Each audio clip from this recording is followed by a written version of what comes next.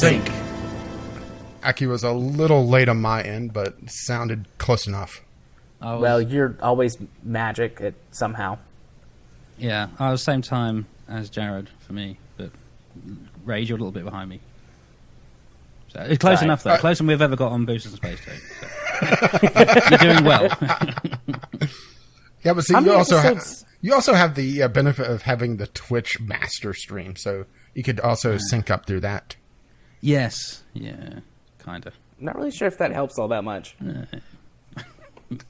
Twitch is a pain in the ass.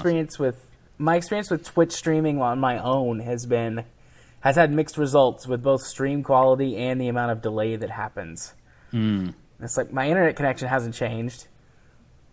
No. Usually. Well, my experience with Twitch streaming is watching other people stream. Yes. Yeah. Keep it that way. That's the best way to handle Twitch. And being snarky on the Booster to Space Tape chat. Yes, there's that too. Thanks for that. Yeah. Yeah. Okay. So I'm going to do a little modified intro, and then we'll get started. Okay, let's see how many times he screws this up. You guys want to take bets? Well, it's going to be lower than what Aki does. Okay. All right. Ready? Yeah. Game face. Poor Aki doesn't know what that means. No. It's like our ready, set, go. One of us says game face, the other one goes game face. Okay. Do I need to join in on that? Or is this just between you two? No, you feel free to join in. Okay. Game face. Game face.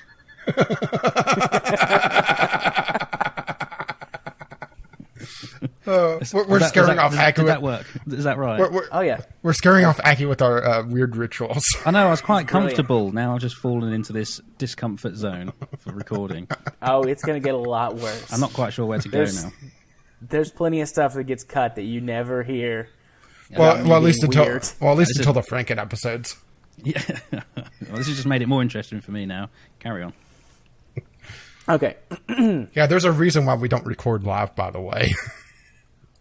It's because Jared gets Jared gets a little weird. I get freaky. Now back in that uncomfortable zone. Oh my.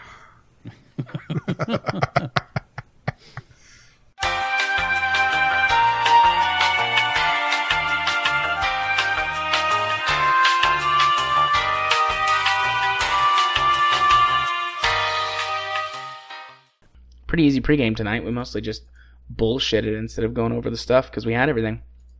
Well, we usually bullshit anyway. That's true. We never get started before 11, no matter how prepared we are. We never start before 11. Sorry. Well, we have to visit, you know? Yeah. All right. Are you ready to go? Yeah, I think so. All right. I have to do my usual take a sip. Drink. Cherry limeade Kool-Aid. And where's mine? Sour, but it's good. I love the cherry. I love the cherry limeade. It's over here in my little carafe. You just come get some. Actually tempting because they stopped selling it here. Oh, that blows, man. Kool-Aid's the best. I kind of go through spells with like what I like to drink, and right now I'm on a Kool-Aid kick. So we've got like 24 packets of various Kool-Aid flavors in the cabinet. Well, I get just the tubs, and I drink them over the course of about a month. But yeah, they stopped selling the cherry limeade in the tubs here. They only really sell the basic flavors now, which even at Walmart, they stopped selling the cherry limeade. That's sad. But then again, considering how the election went, I guess they just don't have good taste. Oh, don't get me started on that again. There's always news headlines. Yeah, well, I saw a news headline earlier, well, not today, but just a few days ago that, and no, this isn't the intelligence one. That one just made me just weep a little. It was that West Virginia is the most pro-Trump state there is in the union. It's very sad. Yeah. I'm sorry, Rage. Yeah, it's... And just seeing how things are going, with his nominations, and just hearing him talk. Well, hearing him talk's always been a bit of a pain, but either people are going to be so they're so lost in the cult of personality of Trump that they're not going to care, which I think that's going to be the likely thing, or there's going to be a lot of disappointed people here and say, 2 years. Yeah. But I really think that it's going to be, people are just, they're going to be, it's the Democrats blocking everything, never minding the fact that the Republicans have the trifecta going. Yep. And that they've done that for years to the Obama administration. Block everything. Oh, sadness. I do agree with one point that Trump was making, that the swamp needs to be drained. Yeah, just clear out all the old guard and bring in new. But, yeah. He is not doing that. Nope. That's the thing. I know. We're getting off on a little bit of a tangent, and this is going to be Franken show content. But there you go, right? Yeah. I understand the appeal and some of the talking points, but people look at the talking points and never really look at the follow-through, and I think that's why he got so much support behind him. It's just people saw him talk about, draining the swamp, taking all the corruption out, bring in new people, bring in the best people. And then they don't really pay attention to the fact that, he's bringing in people that are completely against the administrations that they're being put in charge of. Yeah. And that it's the old guard that, it's people that's been in politics all their life. Yeah. And the follow through on other things too, like the carrier deal that like everybody's so ecstatic about, but you take like a 2-second glance at it and then you just go, wait a minute. Because he overestimated at best and lied at worst, which given that it's Trump, I am more inclined to believe that he did, lied on purpose. But yeah, like he didn't keep as many jobs in the country as he said he was going to. Plus he gave, they wound up giving him $7 million in tax breaks over the next couple of years and a couple of other things that are just like, what? Like, why? Like, or even, but anyways, when you break it down, the fact that he's balking on talking about how he's going to keep his conflict of interest out of his politics.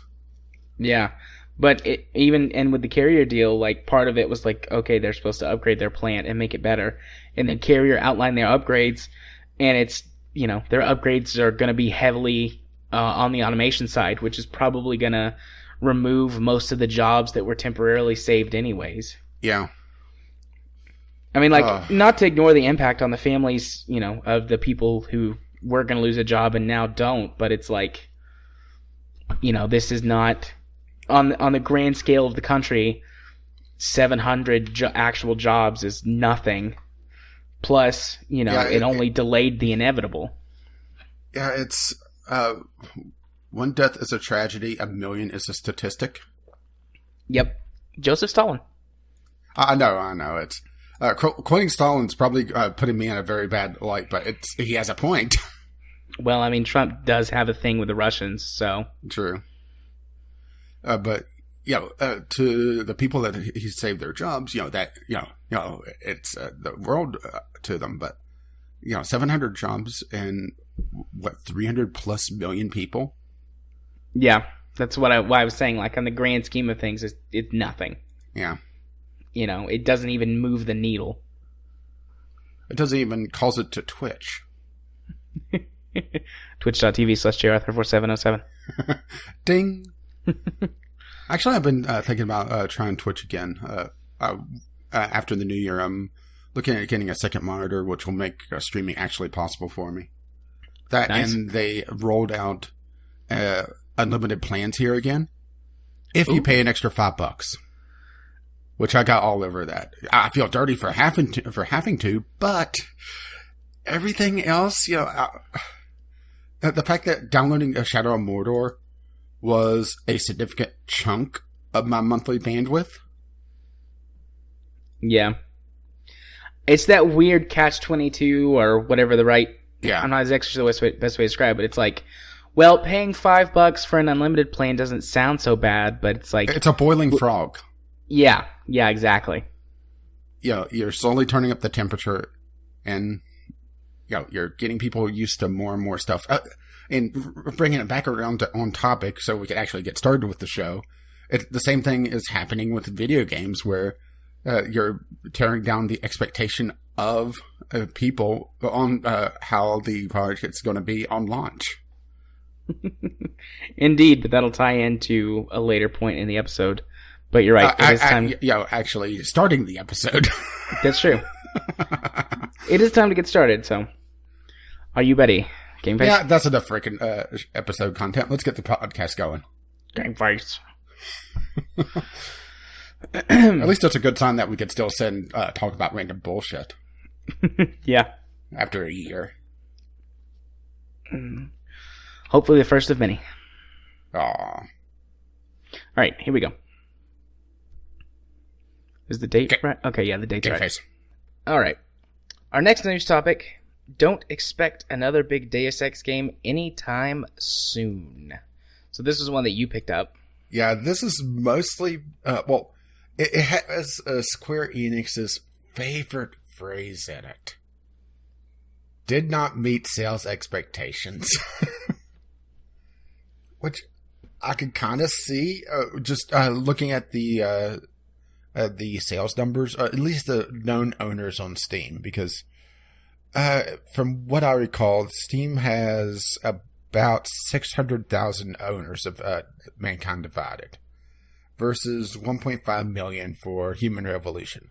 But here's where things are kind of skewed, is that there hasn't really been a major sale for Mankind Divided as far as I've been able to see.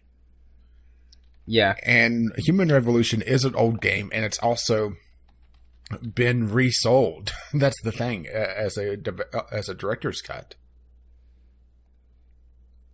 Yeah. Well, one of the big problems that cut into Mankind Divided sales is that, I mean, that game was designed to be one half, or the second in a trilogy of games. It's the middle child of a trilogy. So it's the same problem that you have with the last episode of Half-Life 2, is that you're left with a cliffhanger, and there's no real story resolution. Well, not only that, but every review that I read and every reviewer that I listened to, the people that I listen to the most, Jim Sterling, Total Biscuit, those guys, they all said that it felt like the game just ends. Like, that originally it was going to be one game, and they decided to create the trilogy out of it and just abruptly ended the game. And I think that had a lot to do with hurting their sales, because Deus Ex has always been about the story. Deus Ex has got, all of the Deus Ex games have got tons and tons of different story paths that you can take, and things that you can learn if you explore, and all of that sort of stuff. And just like cutting that off, like ending a story without a proper conclusion, is a major no-no. And I could see why that would hurt sales, because they're like, well, I don't want to play this game and then have to wait who knows how long to get an actual end of the story, so I'll just wait. Well, guess what? Oh, it sounds like we're not going to get into the trilogy, or at least in a game form, because they did open up the idea of it being in alternate forms, which I'm sure people that play a Deus Ex are just embracing this idea. Oh, wait, no. Actually, the opposite, isn't it? Yeah. They might do another Deus Ex game in a few years. Yeah, but the thing is, will they continue the storyline? That's the thing. Yeah, that's a good point. You're looking at the third game of a trilogy at that point, and that's requiring a lot of backstory if you're trying to go into it cold. Yeah. But the thing is, they say, for the foreseeable future, it's on hiatus. That's quite a while, actually. Yeah, because they say in the article they're going to work on the Marvel Avengers project, which I don't know too much about. That's I don't either. Still pretty hush-hush, right? Yeah, as far as I could be able to find. Most of what I've seen Avengers-wise is actually coming from Telltale right now. Yeah, the Guardians of the Galaxy Telltale game, which I'm super excited for. But, yeah, there's not a lot known about the Avengers Project game. It's received, I mean, it was just announced, what, last week or a few weeks ago? So. Yeah, it's been very recent.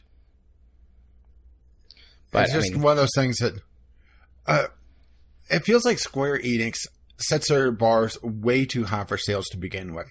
I mean, look at Tomb Raider. The reboot basically remade Lara Croft. Sold over 3 million copies, 3.7 I think it was, if I recall correctly, just looking up a while back just before the show started. And that didn't meet sales expectations. Hitman Absolution didn't meet sales expectation, and it sold several million as well. I think they have a severe corporate problem, or these games are requiring a lot bigger budget than what they're generating.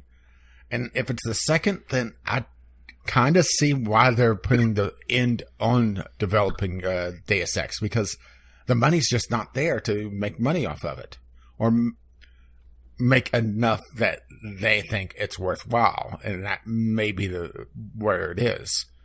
Yes, they're making money, but they're not making enough money that they think it's worthwhile.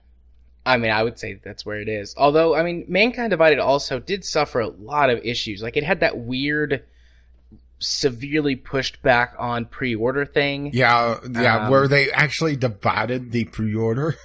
Yeah, the upgrade, or what was it? Upgrade your pre-order, whoever thought of that name needs to be taken out behind the shed and shot. And then they had the whole controversy pretty close to launch about they were being accused of flippantly making fun of disabled people, which I don't remember. I know we talked about that, you and I, but I don't remember if we talked about it on the show. But they got into some trouble about that.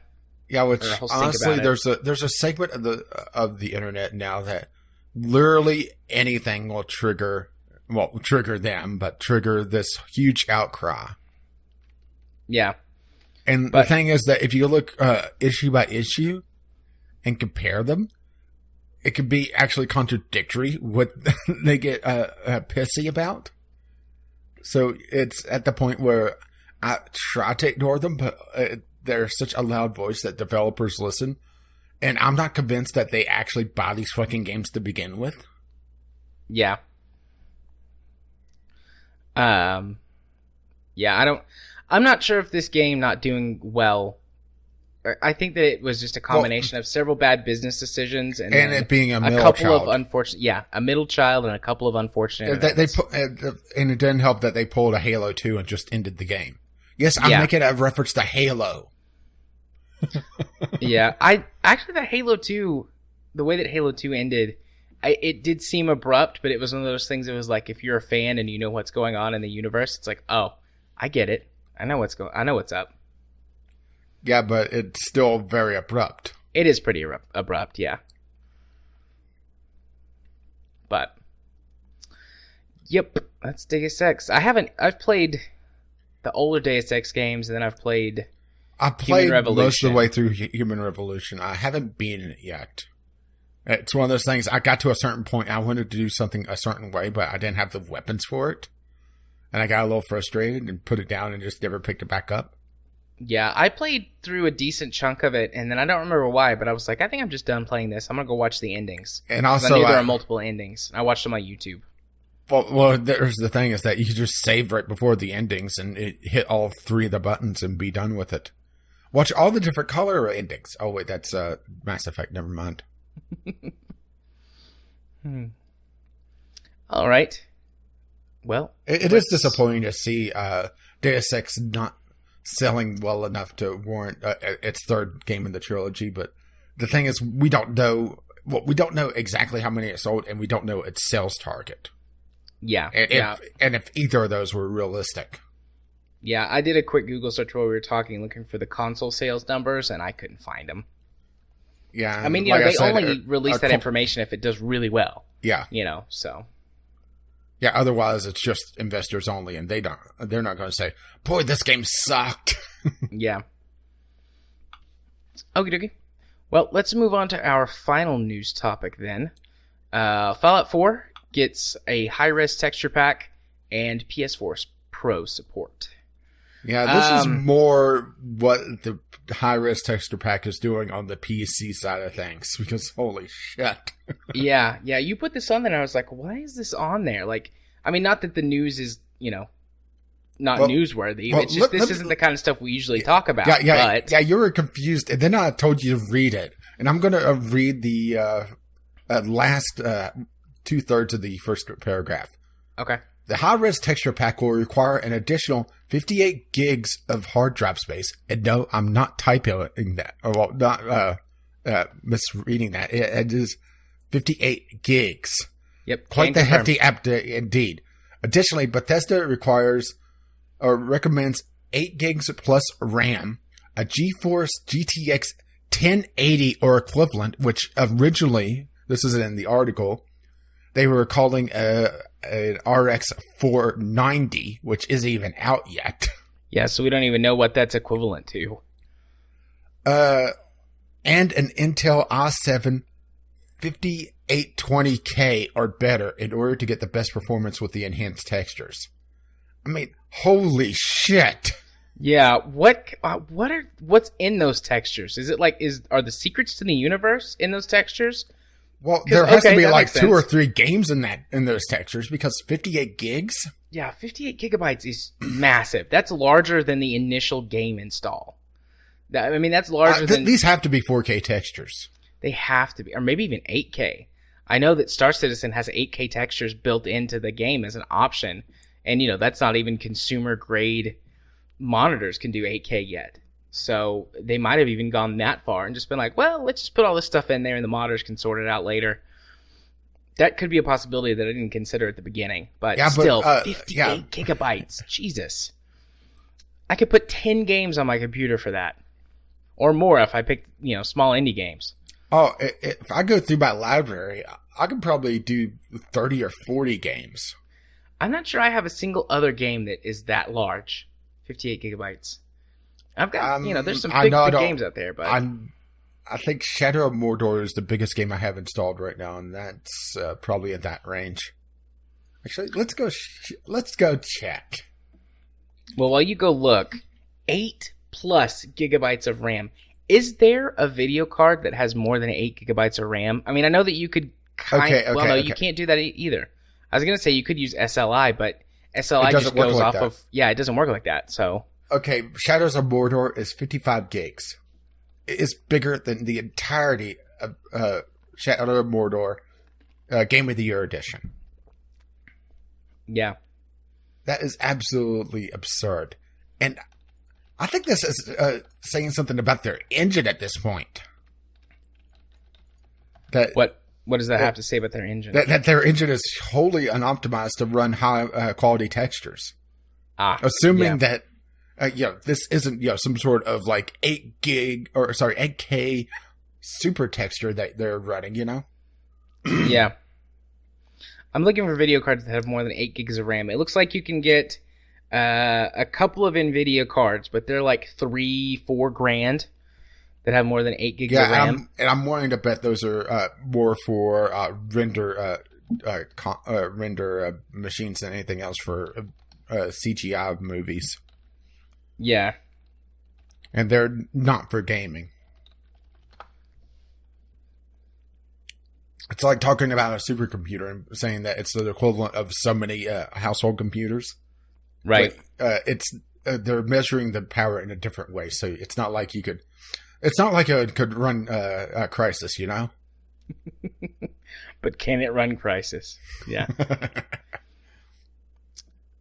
Let's see. But while you're looking around, I will cover the PS4 Pro since we did bill it. Sure. As for PS Pro owners, the game will be getting official support for the console. The update for the PS4 version of the game will include native 1440p resolution and enhanced God rig effects, Draw distance for grass, trees, NPCs, and other objects will also be increased. Fancy. Aside from the graphical updates, Bethesda stated that they're also bringing new features to the mod content of both the PC and PS4 versions of the game. What exactly these two features will be are up in the air. And the company has stated that they'll share some more details of that particular part next week. But still, I mean, holy shit. Huh. What? Found something? What's the point? Just a few more video cards that have more than 8 gigabytes of RAM. But yeah, these are all like most of them have got a little disclaimer on them, like, do not buy this for gaming. This is not intended for gaming. These are intended for massive levels of video rendering, to be used. Like, I'm guessing like they use these for like movie productions and things like that. Yeah, like Pixar would have a bunch of them. Yeah. Yeah. Or this one's saying use it in a server to power, or this graphics card can power up to 200 simultaneous displays. Damn. So it's for like a virtual machine setup. And you think about it, or maybe like a jumbotron or something. Yeah, I mean, you think about it. This graphics card is $2,500, but that one card would power 200 displays as opposed to buying 200 individual cards or relying on poor integrated graphics or whatever. Yeah. But yeah, that's what all of these are for. Anything over 8 gigs. I suppose you could get them to run games, but you'd probably lose a lot of efficiency. Yeah. Even if you could get them to run games, the power for the price for performance is just not there. So, shit! A video card with 24 gigabytes of GDDR5 RAM. Care to guess how much it is? I don't know. How much is a human soul? It's $4,600. Lower than I was expecting. Fair. Oh, here's one that's $8,000. I was expecting the 10 range.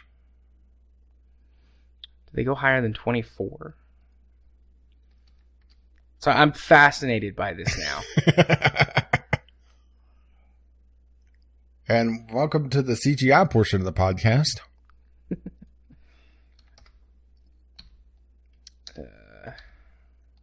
But like I said, it's just, I'm wondering if they're pushing the engine to its absolute max with this update. Because maybe. Bethesda has been running essentially the same engine for quite a while. And for years. Yeah. I think we had this discussion once before that the engine that Skyrim was running on was like a modified version of another engine that Fallout was running on, and then it's that same engine that they modified again for Fallout 4. Yeah, it's just it's a modification of a modification of a modification at this point. Yeah, and this also shows you that the PS4 Pro, they're pushing the shiny aspect and not trying to make the game run better. Because doesn't Fallout 4 have some severe performance issues on PS4? Yeah, Fallout 4's got severe performance issues everywhere, even on PC, because the engine is so poorly optimized. Well, look at it this way. In a few years, maybe on the high-end machines, you'll actually be able to play it with this pack. Because, damn. Maybe they're trying to future-proof, but it's still... I'm just... In my mind, it's blown on this. Yeah. I mean, 58 gigs of textures. Phew. And then the processor, the i7, what was it, 50-something 20K? 5820K. That's pretty much the top of the line, isn't it? No, the 77 or the 7900K is the top of the line. But I mean, the 5720K is a processor generation above mine. I mean, I've got the top of the line i7 in the 4 series.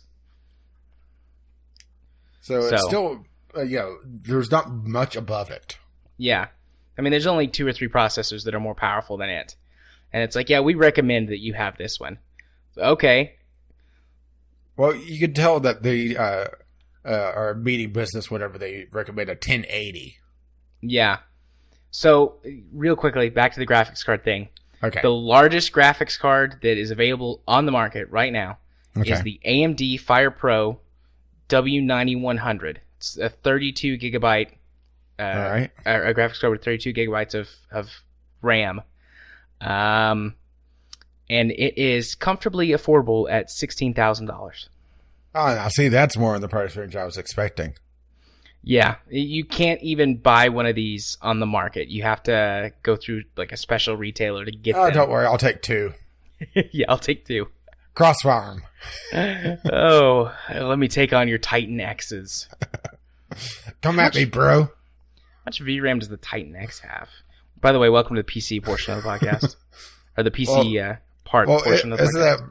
Isn't the PC portion of the podcast, hello and welcome to... Yeah. The Titan has got this year's, or I guess the 2016 version of the Titan has 12 gigabytes of RAM. So there you go, Titan X. Get one of those. You can run this. Yeah, but isn't the Titan smooth. X not exactly great for gaming? No. I mean, they do okay. They work performance-wise. This year, they're only slightly better than a 1080. So the price-to-performance ratio was just awful. They're, again, meant for kind of a mid-level, rendering machine. Yeah, well, that maybe you'll play a game or 2. Yeah. But it's more for, somebody making reviews online or something. Yeah. Because it's more in the affordable range for that. Yeah, I mean, they're expensive as crap, but if you've got a small production studio or something like that, $2,000 is not too bad. Oh, the EVGA version of the Titan, this year's Titan X, known as the Titan Z, is $3,000. All right, I should stop. I should just stop right now. Yeah, it's almost like you're obsessive or something. I just can't. I can't quite put my finger on it. One day, if I don't wind up broken alone, I'm going to spend as much money on a PC as people spend on cars. One day, I'm going to do it. Probably like I'm an old man and it really doesn't matter anymore. Yeah, you'll have the best rig in the retirement home. Yeah, I'm going to buy a vintage Titan X. Yeah, this is the top of the line video card from... What year is this? Back in my day, this was the most monster rig you could buy, but now my data pad has got more processing power than it. And it costs less, too. Welcome to the old man portion of the podcast. All right.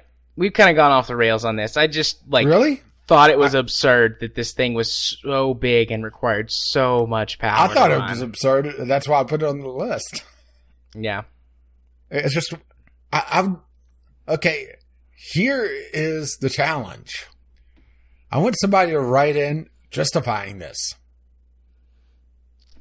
Someone play devil's advocate. Kyle? Counter our points. Chemist? Change my view. Tell me why I'm wrong. Or is Bethesda really shit at optimizing their stuff? Oh, wait, we already know that. Probably a little column A, a lot of column B. Right, so our second topic for this week is Final Fantasy 15, another unfinished AAA title. Yeah, so which I haven't heard a lot of.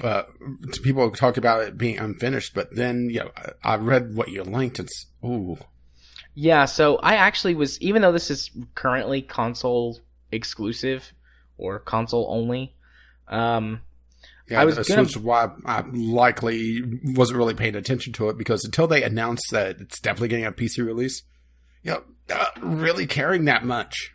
Yeah.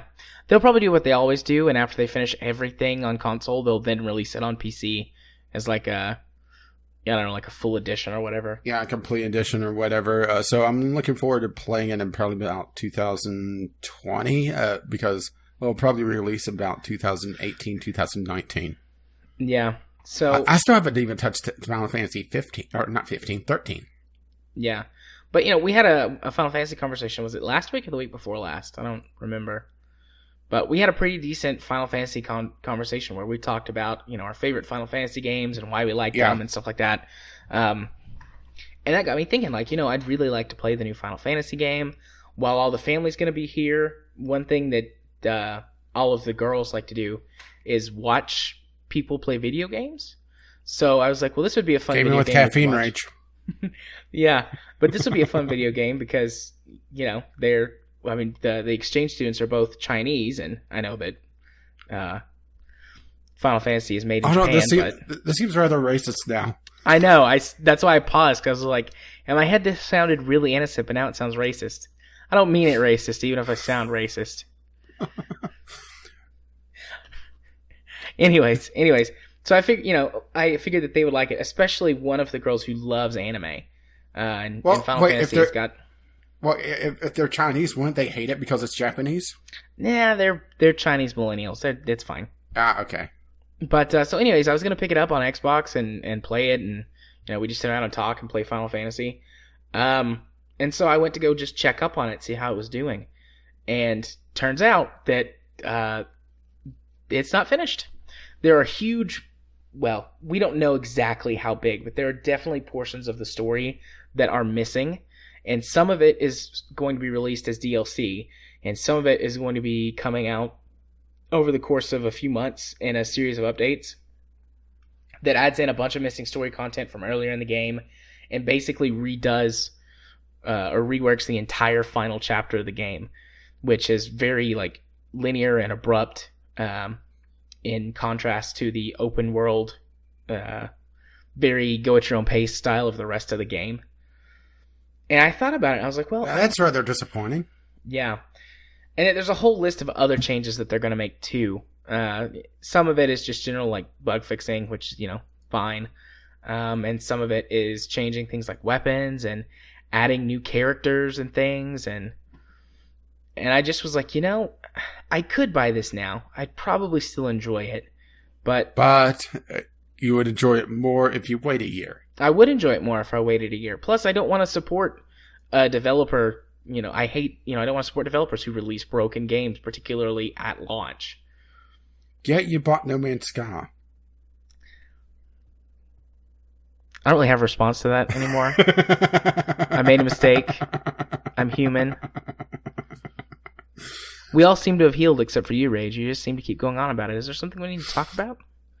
Because I find it hilarious. I can drop into my therapist voice, and we can talk about what's going on for you right now, about what you're feeling, and about what's been going on. This is a very safe place where we can talk about that. I just want to be here for you. but no, we're short on time, or we're running short on time, anyways, because we really want to. Oh no, it seems like we're running long on time. Whatever, but regardless.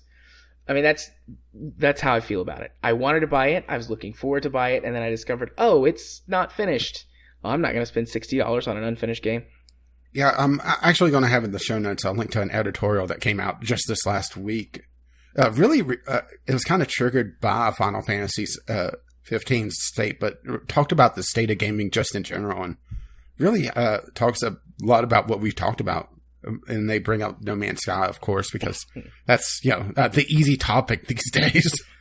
Yeah, I saw another article that I didn't link because it was basically a repeat of the announcement that Square made themselves, with just a couple of things tacked on, and I was like, well, I'm not going to do that. But the article was titled Final Fantasy 15, what was it? Does story like Destiny, and that's a good thing. And my immediate response was no, it's not. The thing that kept Destiny going for so long was how mechanically sound that game was. If you like shooting into a cave. There was a lot more to Destiny than just shooting in the cave. I only shot in the cave once, and I was like, this is dumb. I'm just going to go run raids and stuff repeatedly to get my gear, because that's more fun. But the mechanics of that game were so good, it carried it for a long time until they finally got the story mess sorted out. honestly, it seems like I would say about 75% of major releases, at least this year, it is a complete sucker's bet to buy them within a month of launch. Yep. I mean, there are exceptions to the rule, and that's why I'm saying about 75% seems about right, doesn't it, for this particular year? Yeah, probably, because for every game that I can think of, at least in the double to AAA range, that released, I can think of 2 or 3 more that released well. I can think of 2 or 3 more that released badly. Yeah, or at least had major issues. And it really seems like it's paying off more and more to be a patient gamer unless you have a real need to play games on the bleeding edge of things. And honestly, if you're not a YouTuber, if you're not a streamer, and you're not playing them in a social aspect, jumping into the latest Call of Duty, for example, or getting into Overwatch, even though Overwatch is an exception to the rule, except, for how they handled microtransactions in the game, but that's a completely different topic. Call of Duty is an exception to the rule, too. It actually was a really solid release. It just people didn't like the hate train. Yeah. Yeah. So... anyways. Which is a completely different thing that we could probably add to the docket. Just hype and really anti-hype. Yeah. Actually, that's probably something that should go on the list. But if you're not playing these games that in a social aspect or for entertainment purposes beyond just pure gameplay, I would say it makes a lot more sense now to wait at least a year and not be on the bleeding edge of things. Become a patient gamer. And not just for the deals, where you'll get at least 50% off of prices. And that's usually after a decent price cut in general. Well, for most games. Some games never drop their price. Look at you, Call of Duty. Yeah. It really makes a lot more sense on just the fact that you could get a complete version. That you'll get the definitive version, you'll get the Game of the Year version, or whatever other title that they're calling it. And you're getting all the DLC all together, and you're not having to wait months and months and months to wait for them to release the next bit of DLC, or even just to patch the damn thing so it runs well. Right. And it also gives you an idea of, if it's still going to have issues years down the line. Let's pick a game almost at random. Assassin's Creed 3. If you looked it up and you would see, a lot of people with AMD hardware talking about how it runs like shit, then there you go. You know to avoid it. Excuse me. Yeah. It just makes me sad. It makes me sad as well. It's tiresome to see this come up time and time again. Particularly this year, it seems. It just seems like this year has been egregious with just how many times we've seen just broken releases and games that have had technical problems that really shouldn't have. Really anti-consumer practices in general. Yeah. I'm getting tired of it, but the thing is that these games are not made for us. Yeah, that's true. They're not. I mean, by and large, I'm a patient gamer. I buy 1-2 brand new games a year that really seem to strike my fancy. But, 99% of my gaming library is stuff that I get on sale, from a year or more ago, or the occasional free game that I pick up from somewhere. The very occasional review copy or giveaway that I win on the, a few sites that do those. Yeah. I actually Steam gifts or Steam. Yeah, I haven't done that in a while. Actually, I should probably go over there and see if I could get something. But the holidays are usually a pretty good time to get stuff. Yeah, lately, a lot of what I've been getting is review copies. Just today, just to give you a teaser, I got a review copy of War for the Overworld. Ooh, fancy. Which I may do a video on. I got it because they released a major update for it. But I'm just looking at my purchase history, and let's see. Last games I bought on Steam, this is using wallet transactions. Euro Truck Simulator 2 Scandinavia, in late November. Then Shadow of Mordor, Game of the Year edition, and Stalker Shadow of Chernobyl in late October. Valiant Hearts also in mid-October. I sent you Portal 2 in early October. Yeah. Warhammer 40k Space Marine in September. Along with Never Alone, also in September. That was a weird combination. Space Marine and then Never Alone. That gives you an idea of just the games I play, huh? Yeah. Refund of Empyrean with buying it a couple days before it because it just ran like shit on the 7800 series. Should probably try it again with the 480, but honestly couldn't be bothered because you guys just didn't play it. It had server issues. Yeah. And let's see. Technically, the last game that I bought at full price is RimWorld, and that's July 17th. And that's the day it went on early access. So, yeah. Going back a fair ways, huh? Yep. And I'm just looking at this and other things. Dirt 3 for cheap. Stardew Valley I bought full price. So there you go. There's another one in June. Expansion to City Skylines, The Vanishing of Ethan Carter. So, yeah, it's just... I rarely buy games at full price just because I could just wait. And I have the backlog. Not even counting review copies. Just with the winter sale, about a week away now. It's when this podcast goes live, it'll be less than a week. December 22nd.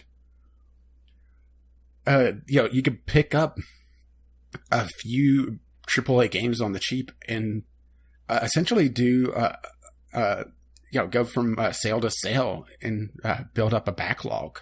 You don't have to buy these games on release at full price. Yeah. And honestly, that's the smart way to do it now, just because of how game developers have been screwing over their customers. And once the more casual customers start to catch on that maybe we shouldn't be buying these games at launch because they're having issues, I think a lot of these AAA developers are going to have severe problems cash flow-wise. They're going to find their sales are going to dry up just because they've been screwing over their customers way too long. Yeah. I agree. #agreeathon. Okay. All right, Kyle. Let's move on to our final topic before we get to our final